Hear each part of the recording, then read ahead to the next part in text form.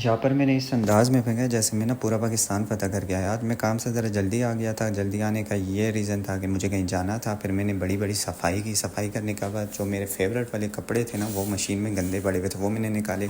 घर की मैंने सफाई की। जैसे इंसान खुद की सफाई करता है ऐसे घर की भी सफाई लाजमी है। फिर मैंने बड़ी बड़ी टाँकी लगाई। टाँकी लगाने के बाद जी मैं वाशरूम चला गया नहाने। नहा के ख़ुद को भी थोड़ा सा चमकाया।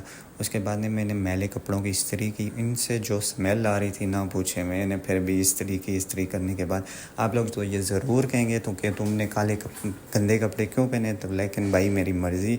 फिर मैंने कंघी शंघी की, ख़ुद को ज़रा सेट किया। फिर मैंने इस कपड़ों पे इतनी परफ्यूम लगाई कि आप सोच नहीं सकते। फिर मैंने ना 2024 मॉडल अपने शूज़ निकाले और ये पहने। और दोबारा से ये सीढ़ियाँ देख कर मेरा भी हो रहा था लो। ऊपर से गर्मी भी बहुत ज़्यादा थी, ऊपर से मैंने ब्लैक ड्रेस भी पहना हुआ था। तो कमेंट करके बताना कि मैं कैसा लग रहा हूँ।